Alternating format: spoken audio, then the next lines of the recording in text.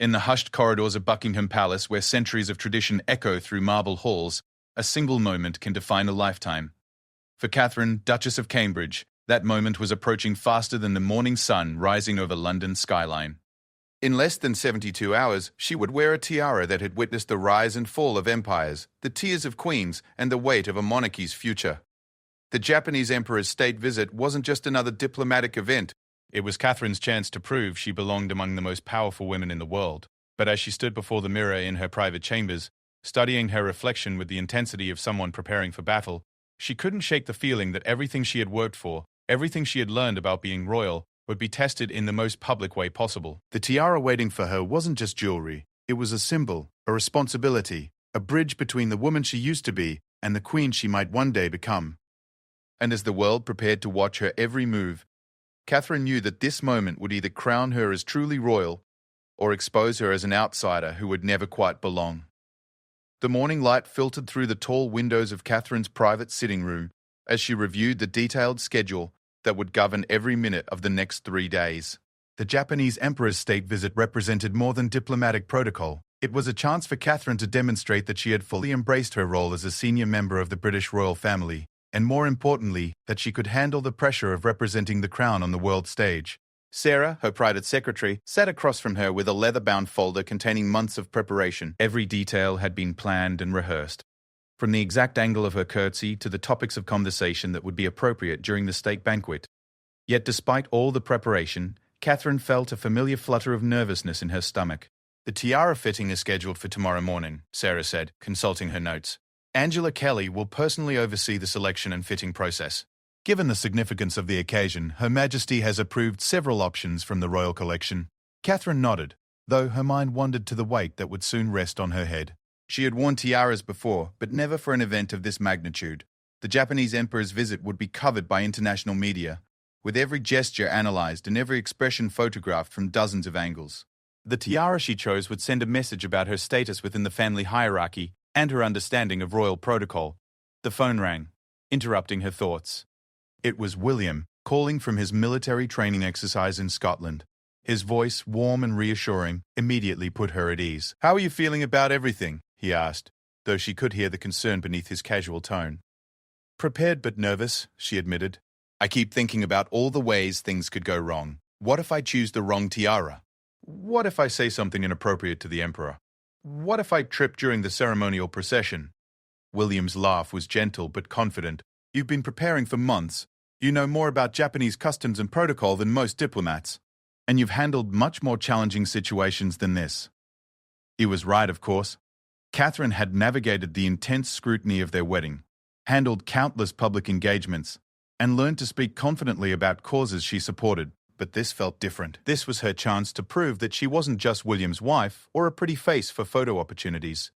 This was her opportunity to show that she could be a working member of the royal family in her own right. After ending the call, Catherine walked to her bedroom window and looked out over the palace gardens. The grounds were already being prepared for the ceremonial welcome that would take place in 3 days. Temporary structures were being erected, security barriers put in place, and every inch of the route was being inspected and cleaned. Hundreds of people were working to ensure that everything would be perfect for the emperor's arrival. The responsibility felt overwhelming. Catherine had grown up in a middle-class family, where the biggest formal events were wedding receptions and graduation ceremonies. Now she was preparing to represent a 1,000-year-old institution in front of cameras that would broadcast her every move to millions of people around the world. Her phone buzzed with a text message from her mother, Carol. "Just wanted you to know how proud we are. You're going to be wonderful." The simple message brought tears to Catherine's eyes. Her family had been her anchor throughout the transformation, from Kate Middleton to Catherine, Duchess of Cambridge. They understood better than anyone how much she had changed and how hard she had worked to earn her place in this world. That afternoon, Catherine attended a briefing with Sir Christopher Geit, the Queen's private secretary, and several other senior palace officials. The meeting took place in one of the palace's smaller conference rooms, its walls lined with portraits of previous monarchs. The formality of the setting reminded Catherine of the weight of tradition she was about to carry. Sir Christopher outlined the schedule in precise detail. The Emperor would arrive at Horse Guards Parade for the ceremonial welcome, where he would be greeted by the Queen and other senior royals. Catherine would stand with Prince Philip, Prince Charles and Camilla, as the national anthems were played and the emperor inspected the guard of honor. Later that evening, the state banquet would take place in the ballroom, with Catherine seated at the high table near the emperor and empress. The state banquet is particularly important, Sir Christopher explained. It's an opportunity to strengthen diplomatic relations through personal connections. Your Highness will need to engage the emperor and empress in meaningful conversation while maintaining appropriate protocol. Catherine had been studying Japanese customs for months, working with a language tutor to learn basic phrases and cultural nuances. She understood the importance of showing respect for their traditions while representing British values and interests. The balance required was delicate, and she felt the weight of potential consequences if she made a mistake. The conversation turned to the subject that had been occupying her thoughts all day: the tiara selection. Sir Christopher explained that several options had been prepared, each with its own historical significance and symbolic meaning. The choice would be carefully analysed by royal watchers and diplomatic observers, who would read meaning into every detail. The Cartier Halo tiara would be a safe choice, he said. It's what you wore for your wedding, so it has personal significance and shows continuity. However, the Cambridge Lover's Knot tiara belonged to Princess Diana, and would honour her memory while establishing your connection to the royal family's recent history. There was also the possibility of wearing the lotus flower tiara, which had associations with Eastern symbolism that might be particularly appropriate for the Japanese visit. Each option carried different implications and would send different messages about Catherine's role and the monarchy's approach to the relationship with Japan. The meeting concluded with a reminder that Catherine would have the final say in the selection, but that her choice should reflect careful consideration of protocol, tradition, and diplomatic sensitivity. As she walked back to her private apartments, Catherine felt the full weight of the decision ahead of her. That evening, she sat in her study with a cup of tea and a stack of books about royal protocol and tiara history. Each piece in the royal collection had its own story, its own connection to significant moments in British history. The thought that she would soon join that history, that photographs of her wearing one of these tiaras would someday be studied by future generations, was both thrilling and terrifying. She opened her laptop and scrolled through news articles about previous state visits, studying photographs of other royal women in similar situations. The Queen, always composed and elegant, seemed to wear her tiaras as naturally as other people wore hats. Princess Anne had a reputation for practical choices that reflected her no-nonsense personality. Camilla had gradually found her own style, choosing pieces that complemented her role without overshadowing her position in the family hierarchy. Catherine realized that her choice would not just be about the upcoming state visit. It would be about establishing her own identity within the royal family, finding her place in a tradition that stretched back centuries while making it relevant for the modern world. She was representing not just the monarchy, but a new generation's approach to royal duty and public service. As she prepared for bed that night, Catherine stood before her bathroom mirror and imagined how she would look wearing each of the tiara options. She practiced her posture, the slight inclination of her head that would be appropriate when greeting the emperor, the smile that needed to be warm but not overly familiar. Every detail mattered, and she was determined to get everything right. The next morning would bring the tiara fitting, the moment when months of preparation would begin to take physical form. Catherine knew that once she put on whichever tiara she chose, there would be no going back. She would be committed to representing the crown at the highest level, under the most intense scrutiny, with the eyes of the world watching her every move. She fell asleep that night thinking about the women who had worn these tiaras before her, wondering what advice they might give if they could speak to her now. She thought about the Queen as a young woman, facing similar moments of pressure and responsibility. She thought about Princess Diana, who had worn some of these same pieces while navigating the complexities of royal life under unprecedented media attention. Most of all, she thought about the woman she wanted to become. Someone who could honor the tradition she was joining while bringing her own perspective and values to the role. The tiara she would choose would be the crown that marked her transformation from outsider to insider, from Kate Middleton to Catherine, a true member of the royal family. The morning of the tiara fitting dawned clear and bright, with autumn sunlight streaming through the windows of Catherine's dressing room. She had awakened early, her mind already racing with anticipation and nervous energy. Today she would make the choice that would define her appearance at one of the most important events of her royal career so far. Angela Kelly, the Queen's senior dresser and one of the most trusted members of the royal household, arrived promptly at 10 o'clock. She carried herself with the quiet confidence of someone who had dressed royalty for decades. Someone who understood that clothing and jewelry were not just fashion choices, but diplomatic tools and historical statements. Good morning, Your Royal Highness, Angela said with a warm smile. I hope you slept well. Today is quite an exciting day. Catherine had worked with Angela on several previous occasions and had come to appreciate not just her expertise, but her understanding of the unique pressures that came with being in the public eye. Angela had helped dress Princess Diana, the Queen Mother, and countless other members of the royal family. She understood the weight of tradition and the importance of getting every detail exactly right. 3 black velvet boxes sat on the dressing table, each containing a different tiara from the royal collection. Angela opened them one by one, revealing the options that had been selected for Catherine's consideration.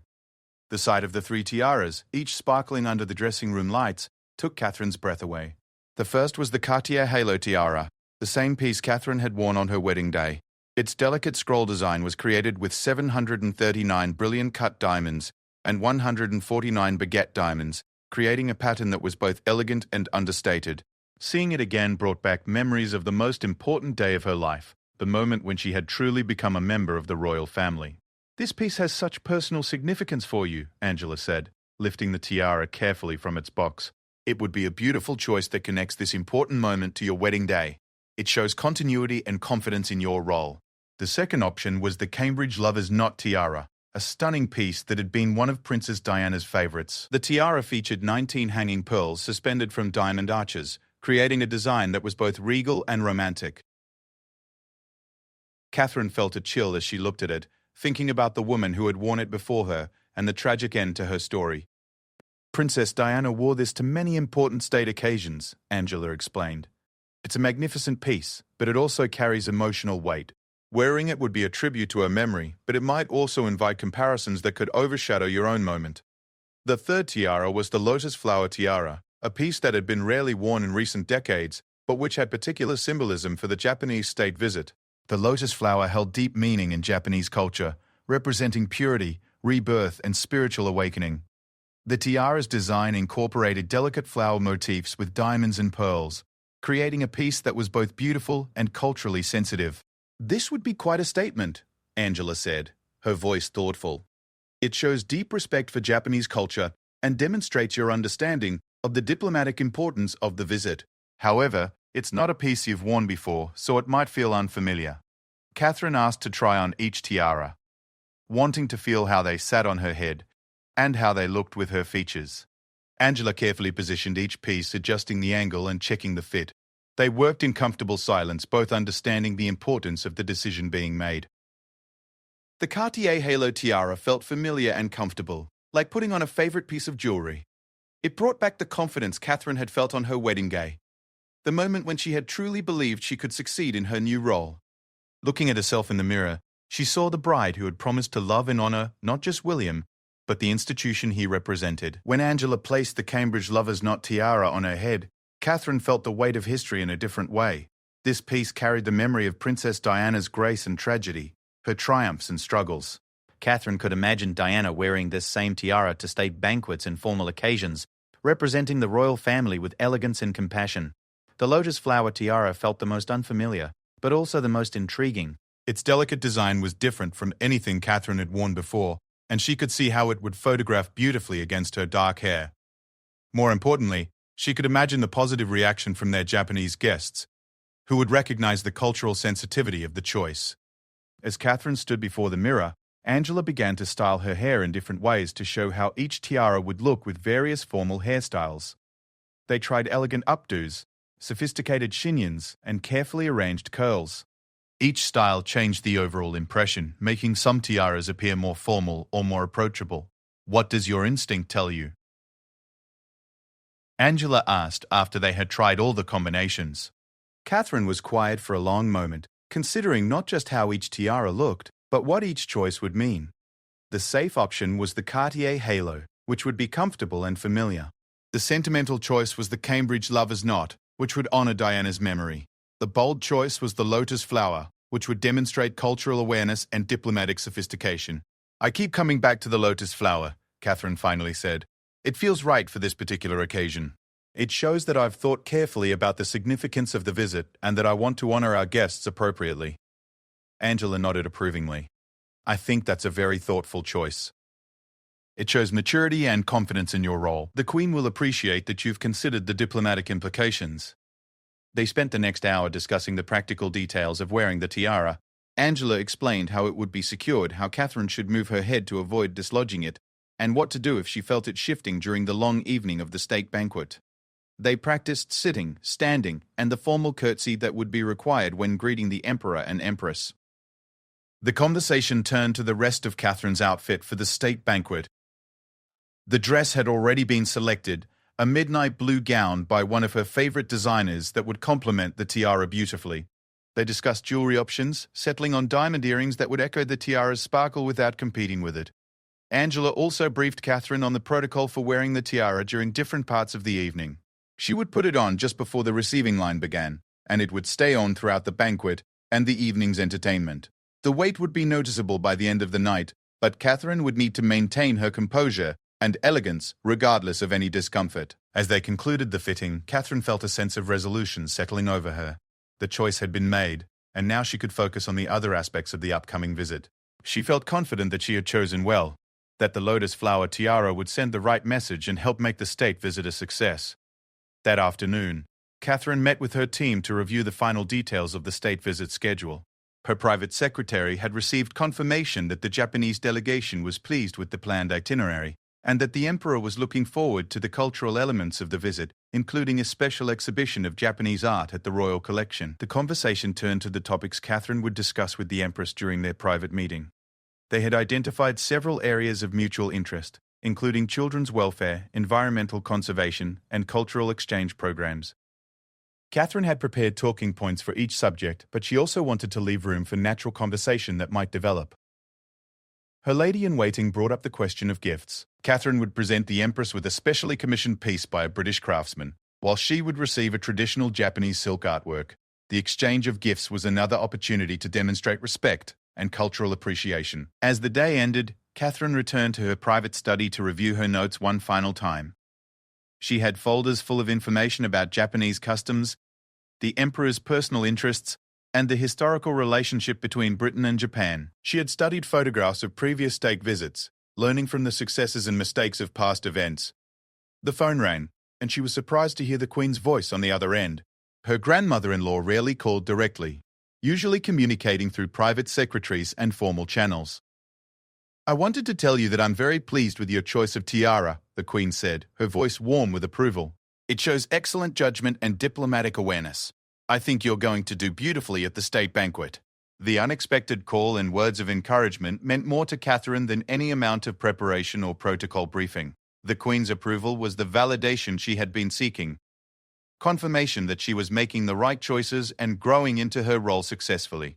That evening, Catherine sat with William as he returned from Scotland, sharing the details of her day and her final preparations for the state visit. He listened with interest and pride, understanding better than anyone the pressure she had been under and the significance of the choices she had made. "I'm proud of you," he said simply. "You've thought about everything carefully, and you've made decisions that honor both our family and our guests. That's exactly what being royal is supposed to be about." As they went to bed that night, Catherine felt a sense of calm settling over her. The major decisions had been made, the preparations were complete, and tomorrow would bring the beginning of 3 days that would test everything she had learned about being a member of the royal family. She was ready, and for the first time since the state visit had been announced, she felt truly confident about her ability to succeed. The morning of the Emperor's arrival broke with a crisp clarity that seemed to mirror Catherine's state of mind. She had awakened before dawn, not from nervousness but from anticipation. Today marked the beginning of 3 days that would showcase her growth as a member of the royal family and her readiness to take on increasingly significant responsibilities. Catherine's morning routine was more elaborate than usual. Her hairdresser arrived early to create the elegant updo that would support the lotus flower tiara later that evening. Her makeup artist worked to create a look that would be appropriate for both the daytime ceremonial welcome and the formal evening banquet. Every detail had been planned to ensure that she would look polished and appropriate throughout the long day. The first event was the ceremonial welcome at Horse Guards Parade, where the Emperor would be greeted with the full pageantry that marked state visits. Catherine would stand with the other senior members of the royal family as the Emperor inspected the Guard of Honor, and the 2 national anthems were played. The ceremony would be broadcast live around the world, providing the first images of Catherine representing the crown at this level. Catherine chose a dove grey coat dress for the morning ceremony, with a matching hat that would complement without overwhelming her features. The outfit struck the right balance between formality and approachability, showing respect for the occasion while maintaining the accessibility that had become part of her public persona. As she dressed, Catherine reviewed the protocol one final time. She would curtsy when the emperor was presented to her, maintain appropriate eye contact during conversations, and follow the Queen's lead in all interactions. The timing of each element had been rehearsed, but she knew that real events never followed scripts exactly, and she needed to be prepared to adapt while maintaining perfect composure. William joined her for breakfast in their private dining room, looking handsome in his ceremonial military uniform. His presence was reassuring, a reminder that she was not facing this challenge alone, but as part of a team that supported each other through the unique pressures of royal life. "How are you feeling?" he asked, though he could see from her calm demeanor that she had found her confidence. "Ready," Catherine replied simply. "I've prepared as much as I can, and now I just need to trust that preparation and be myself." The drive to Horse Guards Parade took them through streets lined with crowds who had gathered to catch a glimpse of the arriving emperor and the royal family. Catherine waved from the car window, feeling the familiar warmth that came from connecting with people who had made the effort to witness this historic moment. At Horse Guards Parade, Catherine took her place in the receiving line with the other senior royals. The Queen looked magnificent in royal blue, with a hat that perfectly framed her face and jewelry that caught the morning light. Prince Philip stood ramrod straight despite his advancing age, embodying the military bearing that had defined his approach to royal duty. Charles and Camilla completed the line, both looking appropriately formal yet welcoming. The Emperor's arrival was announced by the sound of approaching cars and the heightened attention of the gathered security officials and ceremony coordinators. Catherine felt her heartbeat quicken slightly, but her external composure remained perfect. This was the moment she had been preparing for, and she was determined to represent her family and country with dignity. The Emperor emerged from his car with quiet dignity, dressed in formal morning dress that perfectly complemented the British ceremony while maintaining his own cultural authority. The Empress appeared beside him, elegant in a powder blue ensemble that had clearly been chosen to harmonize with the British royal family's traditional colors. As the Emperor approached the receiving line, Catherine watched the Queen perform her role with the effortless grace that came from decades of similar ceremonies. Each greeting was perfectly calibrated to show appropriate respect while maintaining the monarchy's status. When the Emperor reached Catherine, she executed her curtsy exactly as she had practiced, meeting his eyes with a warm but appropriately formal smile. "Your Imperial Majesty, it is an honor to welcome you to London," Catherine said in carefully practiced English, adding a few words in Japanese that brought a look of pleased surprise to the Emperor's face. The brief exchange was photographed from dozens of angles, and Catherine knew that these images would be analyzed by royal watchers and diplomatic observers around the world. But in the moment, she felt only the satisfaction of a successful first impression and the growing confidence that she could handle whatever the day might bring. The inspection of the Guard of Honor proceeded with military precision, the Emperor walking slowly along the ranks of soldiers, while the royal family watched from their designated positions. Catherine maintained perfect posture throughout, understanding that every moment was being recorded, and that her demeanor would be part of the permanent record of this historic visit. When the national anthems began, Catherine felt a surge of emotion as the British anthem played first, followed by the Japanese. The music seemed to underscore the significance of the moment and the international relationship being celebrated. She stood with appropriate solemnity, thinking about the responsibility she carried as a representative of her country. The ceremony concluded with the traditional inspection of the color, a military tradition that dated back centuries, but which never lost its power to inspire. Catherine watched with genuine interest as the Emperor examined the regimental standards, understanding that these moments of pageantry served important diplomatic purposes in addition to their ceremonial value. As the formal part of the morning concluded, the royal family and their guests moved to private meetings and a working lunch that would allow for more personal conversation.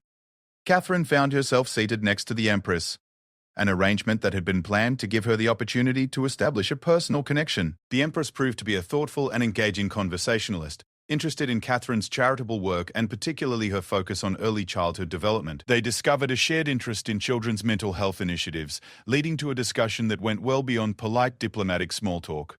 "I have been following your work with young children," the Empress said through an interpreter. "It is something very close to my heart as well. Perhaps we might find ways for our organizations to collaborate." Catherine felt a thrill of excitement at the possibility of creating lasting connections that would extend beyond the formal state visit. This was exactly the kind of personal diplomacy that could strengthen international relationships while advancing causes she cared deeply about. The lunch conversation ranged across various topics, from environmental conservation to cultural exchange programs. Catherine found that her months of preparation allowed her to contribute meaningfully to discussions about trade relationships, educational partnerships, and artistic collaborations. She was not just ornamental but a substantive participant in the diplomatic process. After lunch, there was a brief private meeting between the royal family and their guests, allowing for more informal conversation and photo opportunities that would be used in both countries' media coverage. Catherine appreciated the chance to see the Emperor and Empress as individuals rather than just ceremonial figures, noting their genuine warmth and interest in strengthening the relationship between their countries. The afternoon included a visit to the Royal Collection's special exhibition of Japanese art, where Catherine had the opportunity to demonstrate her knowledge of Japanese culture and artistic traditions. She had studied extensively for this part of the visit, learning about the historical connections between British and Japanese art and the pieces that had been selected for display. The Emperor was clearly pleased by the thoughtfulness of the exhibition and Catherine's informed commentary. She was able to discuss specific pieces and their cultural significance, showing that her interest in Japanese culture went beyond superficial diplomatic courtesy. As the afternoon progressed, Catherine felt her confidence growing with each successful interaction. The preparation had paid off, but more importantly, she was discovering that she genuinely enjoyed this level of diplomatic engagement. She was representing not just the royal family, but British values and interests, and she found the responsibility both challenging and fulfilling. The day's public events concluded with a brief photo opportunity in one of the palace's staterooms, where Catherine stood with William and their guests for pictures that would appear in newspapers around the world. She felt comfortable and natural in this formal setting, no longer the nervous newcomer, but a confident member of the royal team. As the Emperor and Empress returned to their hotel to rest before the evening's state banquet, Catherine retired to her private apartments to prepare for the most formal event of the visit. The morning's success had given her confidence, but she knew that the evening would present different challenges and even greater scrutiny. Angela Kelly was waiting with the midnight blue gown and, most importantly, the lotus flower tiara that would complete Catherine's transformation into a senior representative of the crown. As she looked at the tiara sparkling in its box, Catherine felt a sense of anticipation rather than nervousness. She was ready for her moment to shine, ready to prove that she belonged among the most influential women in the world. The day's events had exceeded her expectations, but Catherine knew that the real test was still ahead. The state banquet would bring together diplomats, politicians, and dignitaries from both countries, all watching to see how she would handle the most formal and scrutinized part of the entire visit. But after her successful morning and afternoon, she felt prepared for whatever challenges the evening might bring. The palace ballroom had been transformed into a glittering showcase of British royal hospitality. Crystal chandeliers cast warm light over tables set with the finest china, silver, and gold from the royal collection. Each place setting included multiple glasses for the carefully selected wines that would accompany each course of the elaborate dinner. The room hummed with the quiet efficiency of dozens of staff members making final preparations for one of the most important diplomatic events of the year. Catherine stood in her dressing room, looking at her reflection as Angela Kelly made final adjustments to the midnight blue gown that would be her armor for the evening ahead. The dress was a masterpiece of elegant design, with intricate beading that caught the light and a silhouette that was both regal and flattering. But it was the anticipation of wearing the lotus flower tiara that made her heart race with a mixture of excitement and determination. The tiara sat in its velvet box, diamonds and pearls arranged in delicate flower motifs that would complement the evening's diplomatic purpose, while showcasing the artistry of the royal collection. Catherine had practiced wearing it during the fitting, but tonight would be different. Tonight, every movement would be watched by cameras and observers, who would analyze her every gesture for meaning and significance. Angela approached with the tiara, her movements reverent as she lifted the precious piece from its box. "Are you ready, Your Royal Highness?" Catherine nodded, feeling the weight of the moment as Angela carefully positioned the tiara on her head. The sensation was both familiar and foreign. The physical weight of the diamonds and pearls balanced by the symbolic weight of what the tiara represented. As Angela secured it in place and made final adjustments, Catherine watched her reflection transform from Duchess to Queen-in-Waiting. The completed look was stunning. The midnight blue gown provided an elegant backdrop for the tiara's sparkle, while the diamond earrings and bracelet she had chosen created a coordinated set that spoke of sophisticated taste and royal authority. Her hair was arranged in a perfect chignon that showcased the tiara while maintaining an air of accessible elegance. William appeared in the doorway, resplendent in his formal evening wear with the ceremonial decorations that marked his military service and royal status. His expression when he saw Catherine was one of unmistakable pride and admiration. "You look absolutely magnificent," he said, crossing the room to take her hands. "Every bit the royal princess this moment requires." Catherine felt a surge of confidence at his words and his obvious pride in her appearance. Together, they reviewed the final details of the evening's protocol. She would enter the state banquet with William, take her place at the high table near the Emperor and Empress, and engage in conversation throughout the multiple courses of the formal dinner. Every element had been choreographed, but she knew that the most important parts would be the spontaneous moments of genuine connection. The sound of arriving guests filtered up from the palace courtyard below. Diplomats, politicians, business leaders, and cultural figures from both countries were gathering for an evening that would combine magnificent pageantry with substantive relationship building. Catherine could see from her window the stream of formal cars delivering guests who had spent days preparing for this moment just as she had. At exactly 7:30, Catherine and William made their way to the music room, where they would join the Queen and other senior royals for the receiving line that would welcome each guest individually. The Queen looked magnificent in deep green, wearing the diamond diadem that had graced her head for countless state occasions. Her presence was both commanding and reassuring, a reminder that Catherine was joining a tradition of royal women who had used fashion and diplomacy to strengthen international relationships. The receiving line was a masterclass in royal efficiency and grace. Each guest was announced by name and title, allowing the royal family to greet them appropriately, while keeping the line moving at a pace that would ensure dinner began on schedule. Catherine found herself genuinely enjoying these brief encounters, using her preparation to engage meaningfully with guests from both countries.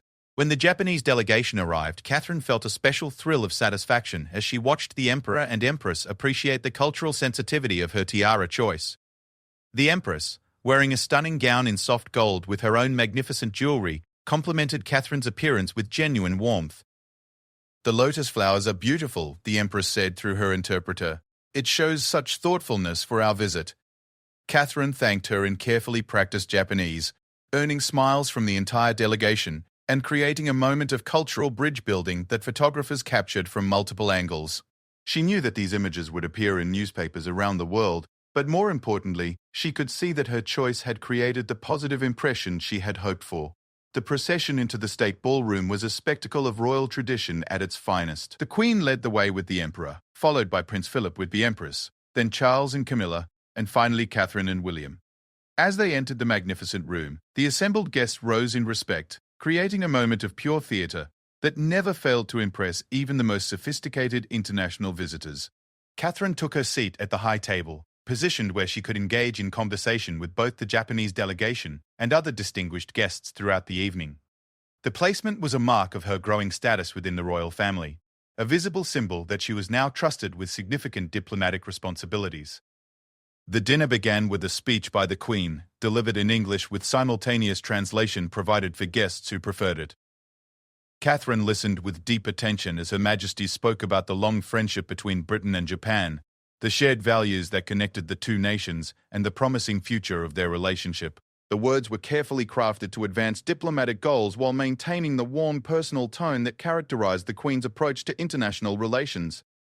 The Emperor's responding speech was equally thoughtful, expressing gratitude for British hospitality while outlining areas where the two countries might strengthen their cooperation. Catherine was impressed by his command of English and his obvious preparation for the evening's diplomatic opportunities. As the multiple courses of the elaborate dinner were served, Catherine found herself engaged in fascinating conversations with guests from both countries. She discussed educational exchange programs with the Japanese University Chancellor, environmental initiatives with a British business leader, and cultural preservation with a museum director from Tokyo. Each conversation reinforced her growing confidence in her ability to represent British interests while building genuine personal connections. The conversation with the Empress proved particularly rewarding. They discovered shared interests in early childhood development and mental health initiatives that suggested genuine potential for future collaboration. Catherine found herself making tentative commitments to explore partnership opportunities between their respective charitable organizations, creating the kind of lasting connection that could extend the benefits of the state visit far beyond the formal diplomatic agreements. Throughout the evening, Catherine was aware of the cameras and observers who were documenting every moment, But she found that her nervousness had been replaced by genuine engagement with the diplomatic process. She was not just fulfilling a ceremonial role, but actively contributing to the strengthening of international relationships through personal diplomacy. The entertainment portion of the evening featured performances that had been chosen to showcase both British and Japanese cultural traditions. A renowned British soprano performed arias from Puccini's Madama Butterfly, while a traditional Japanese musician played pieces on the koto that demonstrated the sophisticated artistry of his country's classical music tradition. Catherine watched with genuine appreciation, understanding that these cultural elements were as important as the formal diplomatic conversations. As the evening progressed, Catherine noticed that the weight of the tiara was becoming more noticeable, but she maintained her composure and engagement throughout. She had been prepared for this physical challenge and was determined not to let any discomfort affect her performance. The tiara remained perfectly positioned, its diamonds catching the light with each turn of her head as she engaged in animated conversation. The final toast of the evening provided a moment of particular satisfaction for Catherine. As the Queen raised her glass to friendship between the two nations, Catherine caught the eye of the Empress and shared a smile that spoke to the personal connection they had established. She knew that this relationship would continue beyond the formal visit, creating opportunities for meaningful collaboration on issues they both cared deeply about. As the evening concluded and guests began to make their departure, Catherine stood in the receiving line to bid farewell to each visitor. The process was as carefully choreographed as their arrival, but the atmosphere was warmer and more relaxed after an evening of successful relationship building. The Emperor and Empress were among the last to leave, and their farewell to Catherine was notably warm and personal. The Emperor expressed his appreciation for her thoughtfulness in learning about Japanese culture, while the Empress spoke about her eagerness to continue their conversation about children's welfare initiatives. When the last guest had departed and the ballroom doors finally closed, Catherine felt a surge of accomplishment that went far beyond simple relief. She had not just survived her biggest diplomatic test, but had genuinely excelled, creating connections and advancing relationships that would benefit both countries for years to come. William took her hand as they walked back through the now quiet palace corridors, both understanding that this evening marked a significant milestone in Catherine's development as a senior member of the royal family. She had proven that she could handle the highest levels of diplomatic responsibility with grace, intelligence, and genuine effectiveness. As Angela Kelly helped remove the lotus flower tiara at the end of the night, Catherine looked at her reflection one final time. The woman in the mirror was transformed, not just by the magnificent jewelry and gown, but by the confidence that came from successfully meeting one of the greatest challenges of her royal career. She had worn the tiara with distinction, and in doing so, had proven that she truly belonged among the royal women who had used their positions to strengthen Britain's relationships with the world. The morning after the state banquet dawned with a gentle rain that seemed to wash away the intensity of the previous evening's formalities. Catherine awakened feeling refreshed rather than exhausted, despite the long hours and emotional demands of the diplomatic dinner. She had slept deeply, the satisfaction of a successful evening having replaced the anxiety that had plagued her sleep in the weeks leading up to the Emperor's visit. As she sat in her private sitting room with her morning tea, Catherine reviewed the newspaper coverage that her staff had prepared for her. The photographs from the state banquet dominated the front pages of major newspapers in both Britain and Japan, and the commentary was overwhelmingly positive. Royal correspondents praised her choice of tiara as culturally sensitive and diplomatically astute, while fashion writers celebrated the elegance of her overall appearance. One particularly thoughtful article in the Times analyzed the evening as a successful example of modern royal diplomacy, noting how Catherine had managed to honor traditional protocol while bringing a contemporary sensibility to the interactions. The writer specifically mentioned her meaningful conversations with the Empress and other guests, observing that she had moved beyond ceremonial participation to become a substantive contributor to the diplomatic process. Sarah, her private secretary, arrived with a summary of the international media coverage and initial feedback from diplomatic sources. The response from Japan was particularly gratifying, with several newspapers noting the respect shown through Catherine's cultural preparation and the lotus flower tiara choice. The Japanese ambassador had sent a personal note expressing gratitude for the warmth of the reception, and specifically mentioning Catherine's efforts to make their delegation feel welcomed and honored. The final day of the state visit included less formal events that would allow for more relaxed interaction between the royal family and their guests. Catherine was scheduled to join the Empress for a private visit to a children's charity that had been working on mental health initiatives, providing an opportunity to explore the collaboration possibilities they had discussed during the banquet. As Catherine prepared for the day's activities, she reflected on how much she had grown since becoming a member of the royal family. The nervous bride who had worn the Cartier halo tiara to her wedding had evolved into a confident representative of the crown who could handle the most demanding diplomatic situations with grace and effectiveness. The visit to the children's charity proved to be one of the most rewarding aspects of the entire state visit. Catherine and the Empress toured the facility together, meeting children who were receiving support for various mental health challenges and speaking with staff members who were developing innovative approaches to child welfare. The conversation was substantive and focused, revealing shared values and complementary expertise that suggested genuine potential for international collaboration. During a private meeting with the charity's directors, Catherine and the Empress outlined preliminary plans for a joint initiative that would share best practices and research between British and Japanese organizations working with children's mental health. The Empress had extensive experience with similar programs in Japan, while Catherine brought knowledge of innovative approaches being developed in Britain. Their partnership could create a model for international cooperation that would benefit children in both countries. The morning's activities were photographed and documented, but the atmosphere was much more relaxed than the formal events of previous days. Catherine felt comfortable and natural in this environment, understanding that this was the kind of meaningful work that would define her long-term contribution to royal duties. She was not just fulfilling ceremonial obligations, but creating lasting positive change through international partnership. Lunch was served at Clarence House, providing a more intimate setting for continued conversation between the royal family and their guests. Catherine found herself seated across from the Emperor, who proved to be an engaging conversationalist with wide-ranging interests in history, art, and environmental conservation.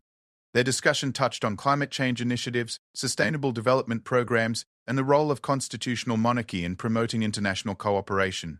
The Emperor expressed particular interest in Prince William's environmental work and the Earthshot Prize, seeing parallels with Japanese initiatives focused on technological innovation for environmental solutions. Catherine was able to contribute meaningfully to this conversation, demonstrating her understanding of both the technical aspects of environmental challenges and the diplomatic opportunities they presented. As the formal program of the state visit concluded, there was a final ceremony at the airport where the royal family would bid farewell to their departing guests. Catherine chose a more casual but still elegant outfit for this final appearance, understanding that the images would be less formal but still important for the permanent record of the visit. The farewell was notably warm and personal, with both the Emperor and Empress expressing genuine appreciation for the hospitality they had received. The Empress took Catherine's hands as they said goodbye, speaking in careful English about her eagerness to continue their collaboration on children's welfare initiatives. The moment was photographed, but Catherine was struck by the genuine emotion in the Empress's voice and the personal connection they had established. As the imperial plane departed and the royal family returned to the palace, Catherine felt a profound sense of accomplishment and transformation. She had successfully represented her country at the highest level of international diplomacy, created lasting personal relationships that would benefit both nations, and proven to herself and others that she belonged in the most demanding royal responsibilities.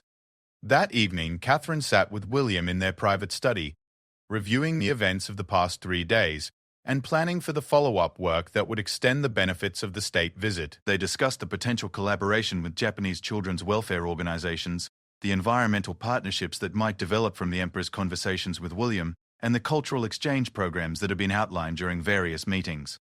William expressed his pride in Catherine's performance throughout the visit, noting how she had grown into her role and demonstrated genuine diplomatic skill. "You weren't just representing the family," he said. "You were actively advancing British interests and creating opportunities that will last for years. That's exactly what the best royal diplomacy should accomplish." The Queen had also sent a personal note expressing her satisfaction with Catherine's contributions to the state visit.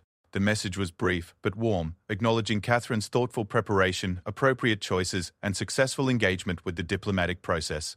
Coming from someone who had conducted royal diplomacy for decades, this approval meant more to Catherine than any media coverage or public acclaim. In the days that followed, Catherine received correspondence from various guests who had attended the state banquet, thanking her for her engaging conversation and expressing interest in continuing some of the discussions they had begun. Several business leaders mentioned potential partnerships that might develop from the connections made during the visit, while academic figures outlined educational exchange opportunities that could strengthen relationships between British and Japanese institutions. The follow-up work proved to be as engaging as the original event. Catherine found herself coordinating with her staff to explore the feasibility of various collaborative initiatives. particularly the children's mental health partnership that had emerged from her conversations with the Empress. She was learning that successful diplomacy extended far beyond the formal ceremonies to include months and years of detailed implementation work. 3 weeks after the state visit concluded, Catherine received a package from Japan containing a personal gift from the Empress.